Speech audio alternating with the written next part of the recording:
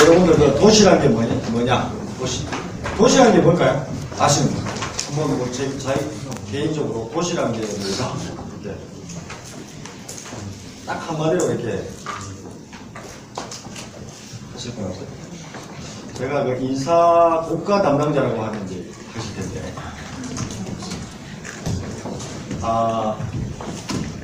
도시라는 게 뭐냐면, 한자로 수입을 하면, 도읍도자의 저자시죠. 도읍이라는 걸 아시죠? 도심지. 저자가 뭐죠? 저작거리. 저작거리 시자예요. 이 시자. 시장이죠. 시장. 시장판. 시장통. 여러분들 어릴 때 아마 시장통에서 사신 분도 계실 거예요. 저희도, 저희 집이 한 500m 가면 시장거리였습니다. 가면 5만 개 다 있어요. 그죠? 그 당시에 이제 5일장이었는데. 자, 도시라는 것은 정치, 경제, 문화, 예술, 건설, 모든 분야가 다 한 군데 모여있는 것을 우리가 쉽게 이야기하면 도시다. 이렇게 되어 있고. 그 도자가 다 있다라는 뜻도 있습니다. 이 도시의 도자가, 도읍 도자라는 게, 한자 자전을 보시면 다른 뜻 이렇게 나와요. 그죠? 메인 뜻이 나오고, 음과 훈이 나오죠. 음과 훈이 나오고, 밑에 보면, 다른 뜻에서 나오죠. 다른 뜻 안에 보면, 모든 게 다 있다라는 뜻입니다. 저도 오다가 봤습니다. 오다가 봤습니다. 그래서 이 도시라는 것은 사람들이, 생활하는 데 있어서 다 모든 것이 집결되어 있는 곳이다. 그러니, 여기에서 문제가 생기면 뭐죠? 도시 문제가 생기는 것이죠. 안전상의 문제, 경관상의 문제, 흐름상의 문제. 여러 가지 어떤 문제가 있는 거죠. 어떻게 보면, 도시계획이라는 것은 질서를 주는 거예요, 질서. 그래서 우선 개념을 보면 우리가, 흔히 우리가 틀릴 수 있는 용어들을 제가 말씀을 몇 개 드릴게요. 아까 팀장님 말씀하셨지만, 순환모집제이기 때문에 2, 3년 있으면 또 이제 다른 연구를 합니다. 내가 하고 싶어서 가는 게 아니죠. 그래서 도시계획은 땅 위에 일어나는 모든 것들이 도시계획에서 다 흘러집니다. 행위는 개별과에서 하는 것이지만 그 땅이 있으면 그 땅에 있는 모든 것들은 하나의 용도지역을 다 갖고 있어요. 땅은 하나 있는 게 있습니다. 미지정지역이 있습니다. 미지정지역. 이 미지정지역은 주로 어디서 발생이 되냐 하면 공유수면 매립 때 발생이 되는 거죠. 바다는 용도지역이 없습니다.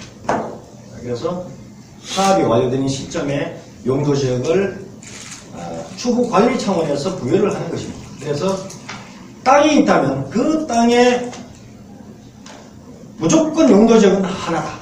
용도지역은 2개 이상 없어요. 싸워요, 그죠? 내 땅이 상업지역이면서 녹지지역이면 싸웁니다, 그죠? 용도지역은 우리가 영어로는 쪼닝이라고 하죠. 영어로는 쪼닝이라고 하고, 기본계획상에서 이야기하는 랜드 유즈 플랜하고는 다른 거예요. 랜드 유즈 플랜은 계획이에요, 계획. 쪼닝은 법정 용도지역을 우리가 쪼닝이다 이렇게 부르고 있죠. 그래서 이 쪼닝의 내용은 다 미국에서, 그래서 우리가 이제 미국식 건축 자유주의를 쓰고 있죠. 유럽 같은 경우는 여기에 대칭해서, 유럽 같은 경우는 건축 자유주의 쪽에 용도지역을 이렇게 그림을 그려놓고 통제를 하고 유도를 하는 것보다는 하나의 사안을 놓고 심사를 수십 차례를 하는 것이죠.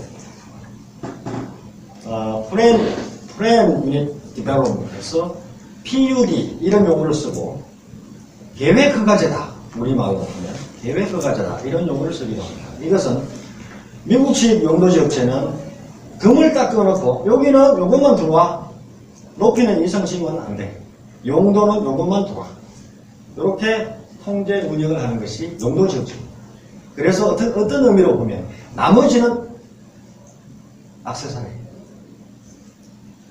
부족한 거는 용도지역이라는 게 너무 라프하고 너무 크니 2월 7일 날 국토부가 주거지역, 상업지역, 공업지역을 지자체 조례로서 세분해서 관리할 수 있는 법안을 입법 예고했습니다. 2월 7일 국토부 홈페이지 보도자료에 가시면 나와 있습니다. 심히 우려된 바가 있습니다. 심히 우려된 바가 있는데, 문제는 용도지역 지구제를 법에서 통제를 하지 않고 국토부가 왜 지자체에 줬느냐?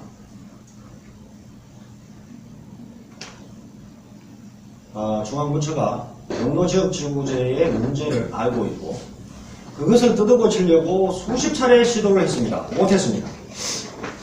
지금 주거지역에 있는 사람들을 너 녹지적으로 가. 폭동이 일어납니다. 자살이 일어납니다. 못합니다. 지자체에다가 네가 해라. 이렇게. 나는 못합니다. 나는 할 수 있는 근거만 줄게요. 이게 이제 현재 산업단지 개발 이익률 2009년도에 민간 투자 활성화 제가 총리실하고 4개월을 작업했습니다. 국토부에서 안 된다고 했습니다. 총리실에서는 왜 안 되냐고 물었습니다. 안 되는 이유는 2008년도에 2006년도 7년도에 산업단지 복합단지와 2008년도에 DJ 정권 때 인수위 때 제가 작업을 해서 한 2달 작업을 해서 인허가 특별법, 산업단지 인허가 절차 간소화를 위한 특별법을 2008년도 12월달에 공포를 했습니다. 이게 인수위 때 나왔던 작업 내용입니다. 그럼에도 불구하고 실행에서 한 바퀴도 돌리기 전에 또 개발 이익까지 작용화시켜주면 시장이 어떻게 반응할지 모르겠다. 이게 국토부의 의견이었습니다. 선제 행정을 안 하겠다는 것이 어떻게 보면 국토부 고위관료하고 제가 뭐 다른 의미로 만든 것은 아닙니다. 국토부 고위관료하고 식사 자리가 있어서 왜 선제 행정을 못합니까? 이렇게 하면 시장이 문제가 일어나고 반대 사항들이 생각지 못한 반대 사항들이 분명히 예측됨에도 선제 행정을 왜 못하느냐 법을 바꿔서 그분의 말 아주 현실적인 말씀을 하십니다. 법이라는 것은 국민을 위해서 있는 것이긴 하나 사회가 요구를 하기 전까지는 우리는 할 수가 없습니다. 사회에서 물러 터져서 바꿔주지 아니면 안 된다는 엄청난 민원과 요구가 사회적인 공감대로 이루어졌을 때 입법을 하는 것이다. 저는 충격을 먹었습니다. 이거 선제 행정을 좀 하면 좋겠는데 그게 현실이 아니다. 그래서 제가 우리나라는 모르겠습니다. 다른 나라 행정은 어떤지 모르겠습니다. 여러분도 조금 이제 거슬릴지는 모르지만 면피공화국입니다. 면피공화국. 중앙정부도 지금 그렇게 하고 있다. 자, 무슨 얘기냐? 공적 이익이 우선되는 그림으로 법적인 장치에 하자가 없다면 해줄 수 있는 방법을 찾는 것보다는 안 되는 것을 들이밀고 그게 편하다는 거죠. 감사원에 어떤 지난번에 상원회의가 있었어. 10년 됐습니다. 가서 제가 감사원에 이런 요구를 했습니다. 신호등을 어느 지역에 교통사고가 많이 발생을 해요. 그 지역만 자꾸 교통사고가 반복적으로 동일 사고가 납니다.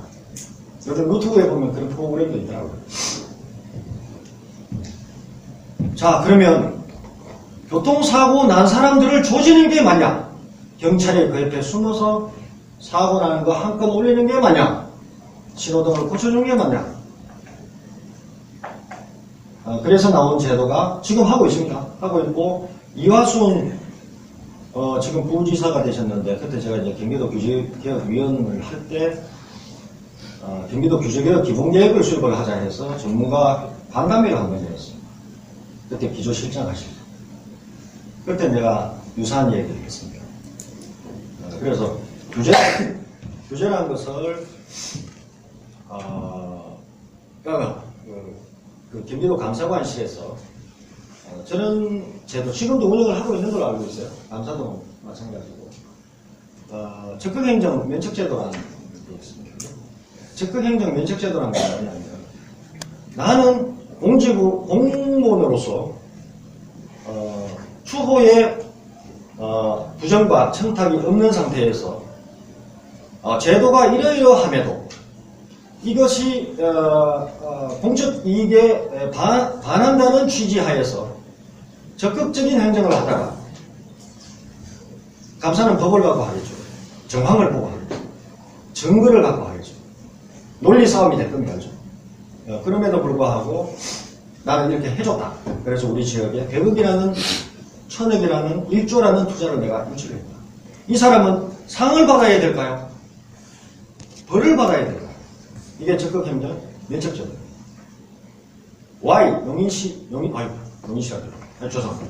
용인시에서 이런 사태가 한번 있었습니다. 그분이 방금 말씀드렸던 법도 애매하고 이렇게 해서 자기가 투자 유치를 위해서 했습니다.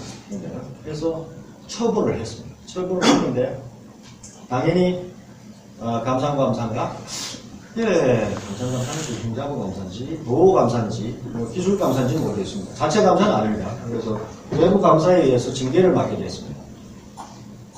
시장님이 그분을 불렀어요. 그 다음 달인가 정기인 사태 사무관 승계했습니다. 당신은 그 행정을, 그 업무에 대해서는 그 법을 당연히 잘 알 것이고, 그럼에도 불구하고 사안을 보니 징계는 위에서 상부 기관에서 위원회를 열어서 징계 수위를 결정해서 내려왔지만 이게 진정한 공문이다 이렇게 해서 상을 준 것이죠. 그래서 특히 이제 화성 같은 경우는 제가 상당히 다른 시군에 가더라도, 다른 자리에 가더라도 제가 화성에 좀 이렇게 긍정적인 얘기를 제가 합니다. 이유는 제도가 시행이 되면, 새로운 정책이나 제도가 나오면 그래도 화성을 가장 빨리 시도를 하려고 합니다. 화성화 시킵니다. 그래서 그런 의미로 보면 공무원 입장에서는 다른 데 한 걸 보고 뺏겨먹으면 편한데, 다른 데 한 걸 보고 문제가 생기는 걸 피해서 나는 소극적으로 하면 좋은데, 화성은 그나마 가장 선도적으로 하고 있습니다. 특히 도시계획 쪽에서. 그래서 제가 국토부에 가든 어떤 자리에 가든 세미나 자리에 가든 제가 예시를 들 때 그렇게 인용도 하기도 합니다. 그래서 우선은 도시계획은 이렇습니다. 현재 법적으로는 도시계획이냐 도시계획이 아니냐 하는 것은 요 노란색 박스에 있는 것을 다 도시계획이랍니다. 도시계획에서 부흥계획이 들어온 것은 군 단위 행정구역이 있습니다. 여기가 도시냐 헷갈린다 말도 안 되는 거죠. 도시계획 하면 끝난 거를 군장을 붙였습니다. 법을 다 붙였습니다. 군 기본계획, 군 관리계획, 이걸 관리계획이라고 합니다. 군 관리계획 시설을, 이것도 이상합니다. 기반시설이라고 해놓고 현재 이제 46개로 개정이 됐습니다. 작년 연말에. 원래 56개였는데 기반시설이라 해놓고 요걸 30조에 따르면 도시계획 결정 절차를 거쳐서 고시한 것을 도시계획 시설이라 한다 이렇게 해놓고 군 단위에 있는 것은 군계획 시설이라 한다 이렇게 또 해놨습니다. 이상하게 하여튼 이 군자가 들어간 것은 행정구역이 군 단위이기 때문에 도시는 아니지 않느냐 이런 차원에서 대비되게 쓰는 것 뿐인데 자꾸 혼란스럽게 만듭니다. 하여튼 이렇게 돼 있습니다. 현재는. 그래서 요건 군기본계획이고 도시군기본계획이고 이 도시군기본계획 산하에 있는 것이 도시군관리계획이고 도시군관리계획이 용도지역지구구역 이게 제일 마다들입니다. 마다들. 용도지역지구구역 그 다음에 여기 새로 하나 생겼죠. 우리가 입소구역이라는 포항이 지금 시범사업으로 하고 있습니다. 요 안에 들어오면은 용도지역 구간 내가 계획하고 싶은 거 다 주거지역에도 100층 이런 거죠. 판매시설 다 가능 특별한 지역을 여기 스팟 도시 문제를 해결하기 위해서. 그 다음에 기반시설, 이게 도시계획 시설입니다. 이게 통칭합니다. 이게 기반시설이라는 게 이게 이 용어가 나온 게 2000년도 나오고 그전에는 도시계획 시설이었습니다. 군하니까 또 군자 붙였습니다. 뭐 여하튼 복잡하게 가는데 사실은 그냥 통칭해서 도시계획 시설이 이렇게 이루고 있습니다. 도시개발사업, 도시정비사업, 지구단위계획, 이것을 우리가 관리계획이라 합니다. 앞으로는 제가 군자 빼겠습니다. 화성은 군하고 관계없습니다. 도시계획인 거죠.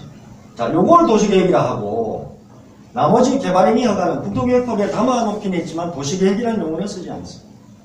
여기서 개별적인 허가다. 건축허가를 바로 가기 이전에 땅에 대한 가이드를 잡아놓고 개별허가를 해주자 하는 것이 개발행위 허가입니다.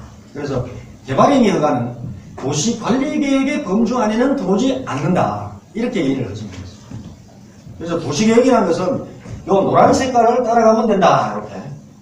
요걸 우리가 큰 차원에서 도시계획이다. 도시계획에는 도시기본계획과 도시관리계획으로 나눈다. 도시관리계획에는 이런 것들이 있다. 이렇게만 이해를 하시면 좋겠습니다. 요게 이제 심학준 교수가 얘기하는 건데, 요것은 한번 쭉 읽어보시면 여러분들이 이제 조금 이해를 할 겁니다. 자, 이런 어떻게 보면 지속 가능성, 서스테이너블, 그죠? 어반 쉐이핑에서 도시 모양을 어떤 식으로 만들 거냐, 점으로 만드냐, 선으로 만드냐, 면으로 만드냐. 주로 이런 것들은 주로 뭐냐, 이게 면이면 일종의 조링입니다. 용도적인 거. 이런 것들이 이제 주로 도시계획과 도시계획 시설들이 있는데 이런 쪽으로 많이 보죠. 점과 면. 이거는 사업의 개념이든 조링의 개념이다. 이런 개념으로 이루어져 있다. 도시라는 어떤 모양입니다. 외부 효과라는 것은 긍정적인 거를 살리고 부정적인 거를 막아야 되겠죠. 이게 도시계획이라는 거죠. 그냥 내비두면 마켓 페일리어가 생깁니다.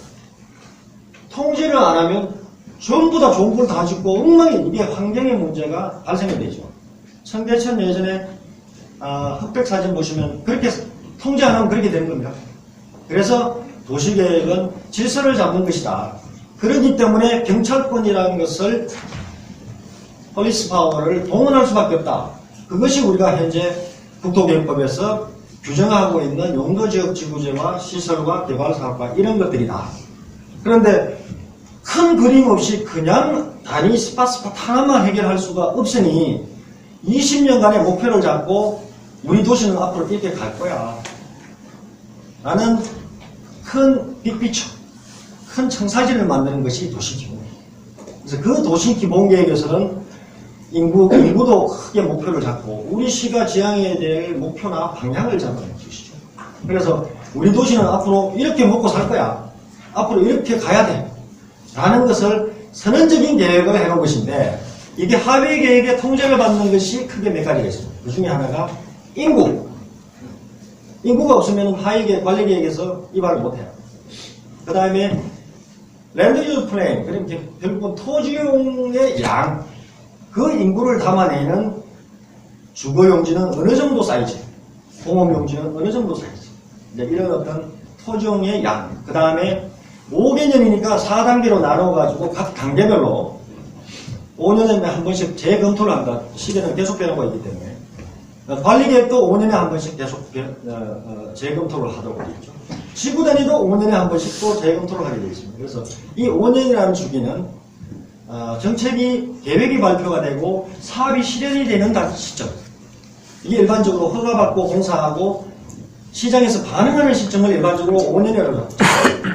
부동산의 사이클도 이 5년 주기설을 우리가 이야기를 하고 있습니다.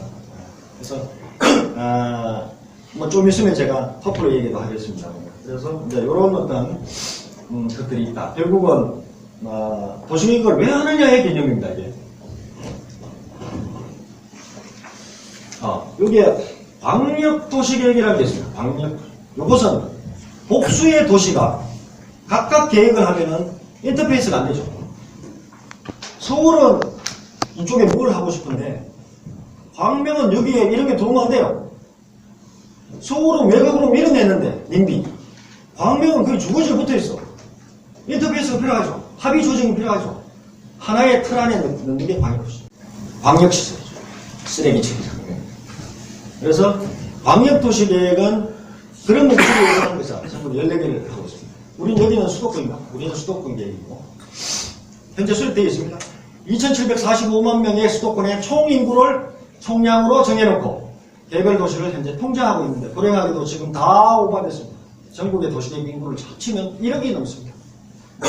국토부에서 경기도에서 지금 다 누르고 있는 이유는 1억을 8천만 명으로 줄여봐야 지금 우리 인구의 60%나 초과되어 있는 게 현재 도시계획입니다.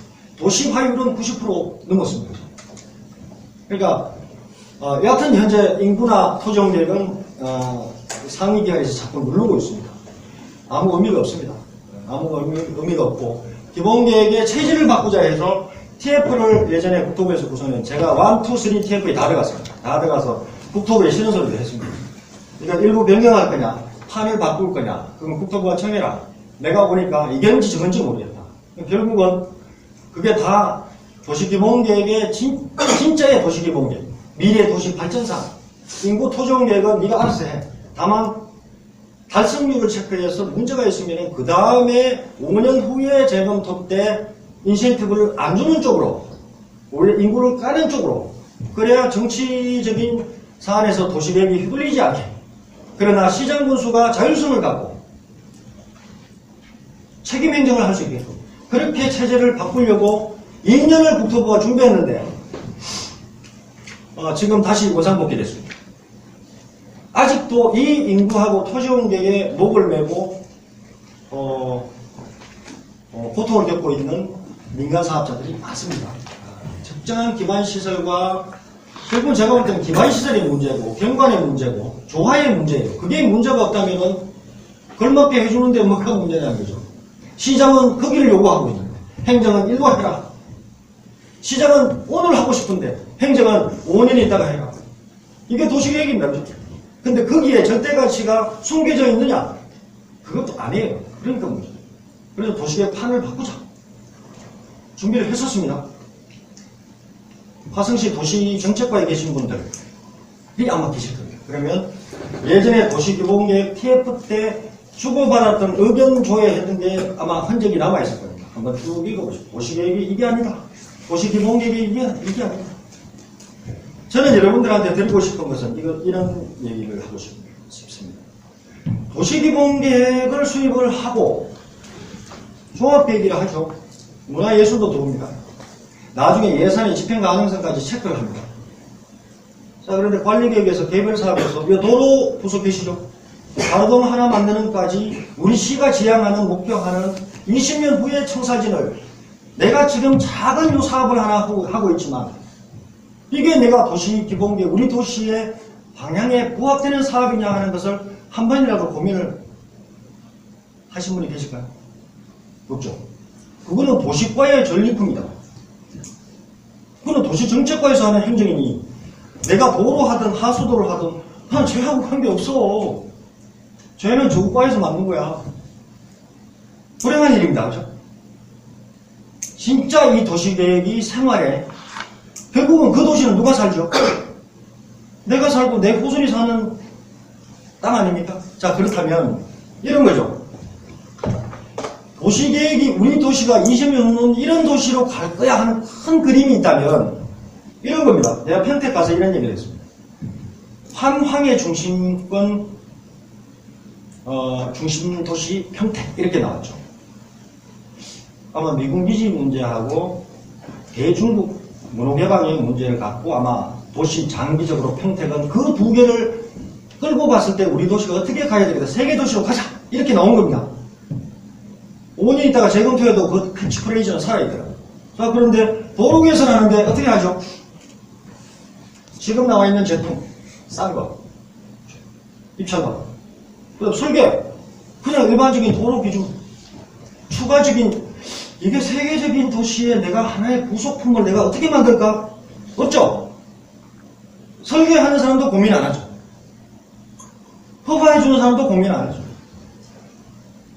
기준에 맞으면 되는 거죠. 자, 그게 조각조각이 모여져서 어떻게 되죠?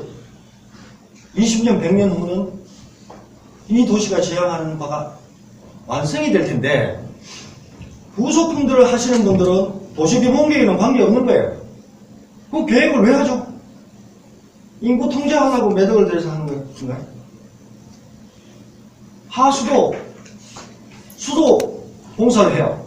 그럼 우리 도시, 그죠? 환경적으로는 우리 도시가 뭘 지향하는 것이죠? 기본계획 보고서를 읽어야 돼요. 여러분들은 도시기본계획 보고서를 읽어야 됩니다. 자기가 맡고 있는 그 챕터만이라. 그래서 거기에 아이디어를 넣어야 됩니다. 그죠? 이게 도시계획을 하는 거예요. 맞죠? 그거는 적과에서 돈 들여가지고 법에 하라니까 하는 거고, 나는 우리 기준에 맞으면 나는 돼. 우리 도시 방향하고 나는 관계없는 사람 다 관계 있습니다. 다. 치안, 안전, 여성, 사회적 약자. 여러분들 다 관계 있는 겁니다. 저는 관계 없을 수가 있어요. 저는 이해관계 있는 것만 관계 있는 거죠. 근데 여러분들은 화성시청의 조직원들이에요. 그러면 도시가 지향해야 될 항목이 내가 지금 맡고 있는 이 업무에 어떻게 연결이 되는 것이냐를 한 번 정도는 고민해 볼 필요가 있다. 그래야 이 도시계획이 이 도시가 지향하는 바를 나는 작지만 이 업무에서 나는 이렇게 하고 있다. 해서 기한을 해서 시장님한테 한번 보여주세요. 제가 볼 때 표창받아요. 아, 이런 공문이 있다. 제가 팁을 하나 드린 거예요, 지금. 그래서 종합계획이라고 말만 자꾸 하지 말고 우리 도시가 어디로 가야 되느냐, 방향이 어디냐 하는 거를 여러분들이 조금이라도 고민을 좀 해달라. 그래야 5년, 10년, 100년이 지나면 걔들이 모여서 우리 도시가 우리 애들이 우리 손녀 손자가 너무 뭡니까? 우리 바로 친구가 내가 어떤 도시에 살고 있을 거 아닙니까? 그죠? 고민한 도시와 그렇지 않는 도시는 분명히 제가 볼 때 100년 지나면 차이가 있다. 이렇게 보여집니다. 그래서 도시계획이 하나하나 항목 하나 몇 조가 지금 중요한 건 아니다. 저는 여러분들의 생각이 어떠하냐에 따라서 화성시가 보다 다른 도시와 그 위에 올라가 있을 수도 있다. 그런 것들은 여러분들의 몫이다. 민간이 어떤 그림을 갖고 오더라도 우리 시는 이런 목표를 지향하니 정부에서 정해진 그 규정틀 아니라고 하면 우리 시가 요구하는 것을 받아줘. 이런 재료를 좀 쓰게 해줘. 라는 것은 저는 바람직하다. 공무원의 자세로서. 이렇게 보여줍니다.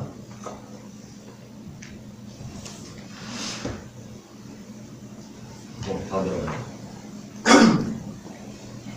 나머지는 쭉 한번 읽어보시고 10년 만에 한 번씩 큰 사건들이 도시계획에서 있습니다. 그래서 그런 것들은 현재는 이제 2003년도에 시행한 국토계획법에서 근간해서 이제 행정을 합니다. 도시기본계획은 다 좋습니다. 방금 제가 말씀드린 것이 어떻게 보면 제가 여러분들한테 꼭 해드리고 싶은 이야기였습니다.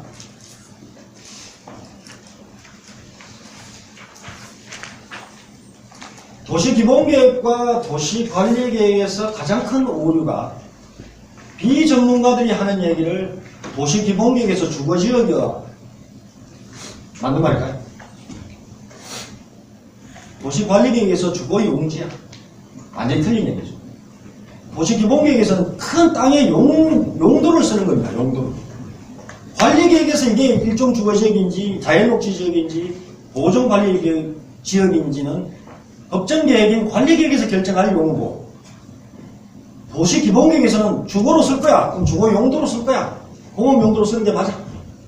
그러니까 용어를 절대 헷갈리면 안 된다. 왕왕 전혀 다른 용어를 이렇게 쓰시는 분이 계셔서 그래서 제가 비교를 한번 해놓은 거니까 참고를 하십시오.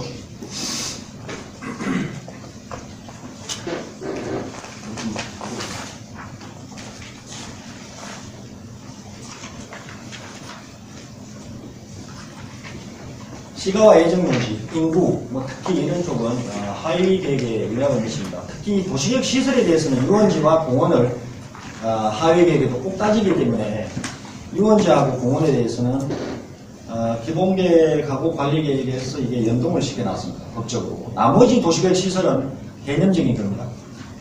국토부가 유권 해석을 한 게 있습니다. 폐기물 처리 시설, 하수 처리 시설도 그 법의 폐기물관리법과 수질법입니다. 거기에 보면 도시기본계획에 반영되어야 한다. 유권 해석을 받았지만 국토부에서는 어떻게 답을 줬냐 하면은 기본계획에서 정해놓은 그 위치나 개수가 안 맞으면 사실 개념적인 선언적인 계획입니다. 안 맞으면 도시기본계획 변경을 해요. 저 같으면 써놨습니다. 되는 소리를 해요. 그러면 관리계획 수립 지침에 공원하고 유원지 말고 도시군 기본계획을 변경하지 않고도 수립할 수 있는 관리계획의 범위에 하수도 시설하고 폐기물 처리 시설을 넣어줘야 맞지. 그죠? 따로 노는 겁니다. 그죠?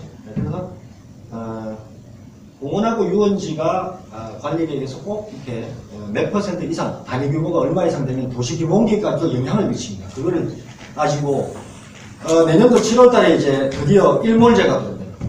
일몰제. 그때까지 집행계획이 없으면 시설이 해제가 됩니다. 자동 해제가 됩니다. 그래서 공원 사업을 특례 사업을 한다거나 미리 의회에서 요구하면 미리 선폐지를 시켜준다거나 주민이 또 폐지 요청을 하면 또 폐지를 시켜준다거나 장기 미집행 시설 10년 넘는 미집행 시설에 대해서 내년 7월 1일 날 전면 치료가 됩니다. 그러니까 그것은 치료 고시를 별도로 하고 안 하고의 문제가 아니라 자동 치료 조항을 넣어놨습니다. 2000년대. 그래서 미집행 시설에 대해서는 도시기본계획에 아까 얘기했던 유원지 공원하고 연동이 된다 하더라도 기본계획 변경할 필요는 없다. 나중에 5년 재검토 때 그때 그때 정리를 해줘라. 이렇게 자꾸 일본용어 나오거든요. 그리고 일본 안 좋아하는. 하여튼 기본계획에서 그걸 좀 운영을 하시고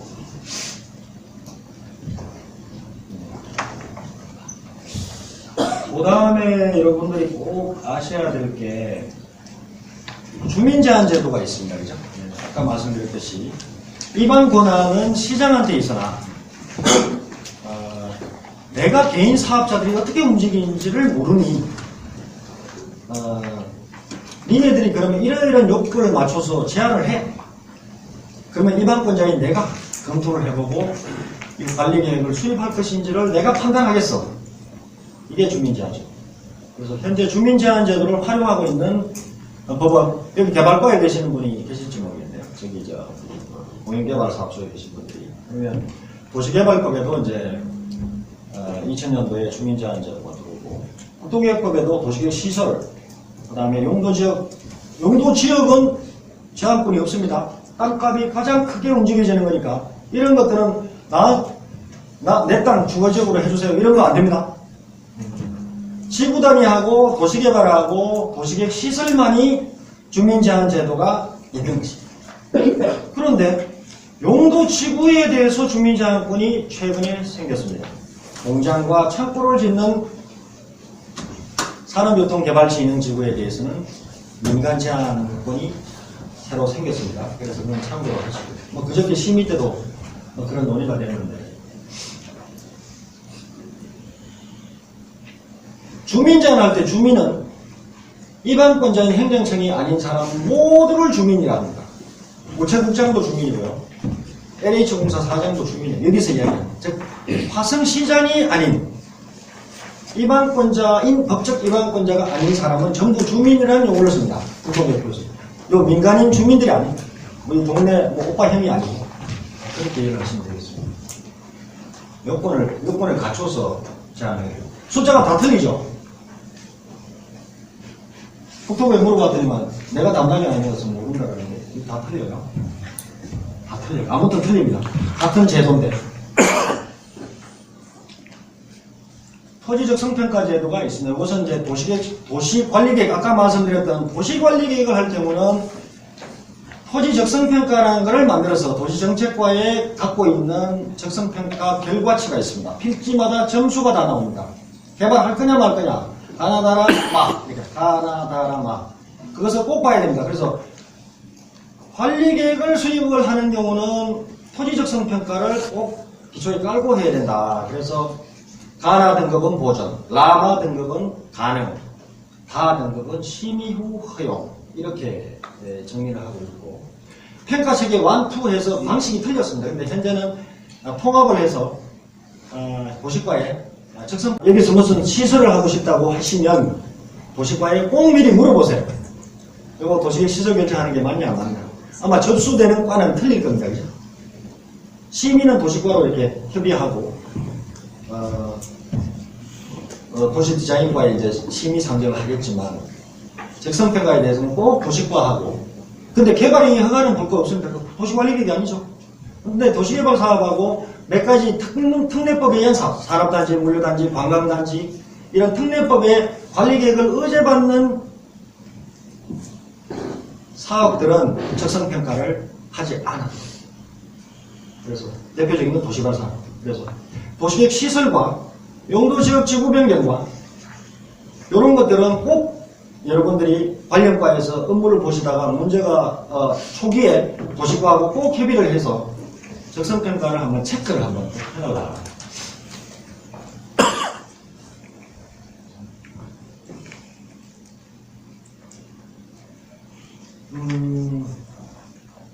용도지역, 용도지구 제가 이것만 말씀드리고 이제 마치겠습니다. 원래 길게 하면은 별로 호응이 없습니다. 빨리 끝나는 게 좋은데 오늘 얘기 제가 하다 보니까 이거 하나만 말씀을 드리고 마무리하겠습니다. 용도지구는 뭐냐면 용도지역은 모든 땅에 하나씩 깔아놓고 있어요. 여러분들 지금 사시고 계시는 땅도 용도지역은 한 개입니다. 근데 용도지역이 너무 너무 일종의 르프하니까 군데군데 조금 빠지는 부분이 있어요. 부족한 2%를 채우기 위해서 용도지구라는 것을 그 위에 다 덮어놓습니다. 용도지역은 전부 다 깔려있고 경관, 야 경관은 좀 살려야지. 문제가 있지. 경관 죽었죠. 미관? 미관. 높이? 5도. 지금 폐지가 됐습니다. 그 다음에 세분화가 폐지가 됩니다. 그 다음에 이런 시설은 보호해야지. 보호주, 시설 보호주. 이런 지역은 개발해야지. 개발진흥주. 이렇게 용도지역제로서 감당하기 힘든 2% 부족한 거를 부분적으로 이렇게 중복해서 결정하는 것이 용도지구입니다. 그리고 용도지구는 중첩이 가능합니다. 경관도 보호하고 높이도 규제하고 시설도 보호해야 되고 뭐 이런 게 있습니다. 그래서 근데 용도지역은 중첩하면 큰일 난다. 하나의 땅에 그냥 뭐 2개 용도지역은 안 되니까. 그래서 용도지역과 용도지구는 그렇게 원래 태생이 그렇게 만들어져 있는 것이다.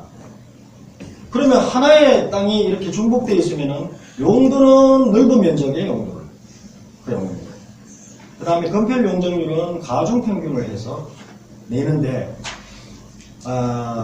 일정 규모 이상 되면 각각 적용 이렇게 되어 있습니다. 그래서 참고로 하시고 자, 뭐 이제 시간이 됐으니까 제가 이제 마지막으로 나머지는 제가 그래도 실무하시는 분들이가 조금 디테일하게 좀 써놨습니다. 그래서 나머지는 한번 쭉 이렇게 한번 이렇게 읽어보시면 뭐 어느 정도는 이렇게 큰 틀 정도는 이해를 하실 것 같습니다. 그래서 제가 오늘 어떻게 보면 주제 넘게 여러분들 귀한 시간을 제가 몇 가지는 말씀을 드렸습니다. 몇 가지는 말씀을 드렸고 제가 마지막으로 한 가지만 제가 말씀을 드리고 물러갈까 합니다.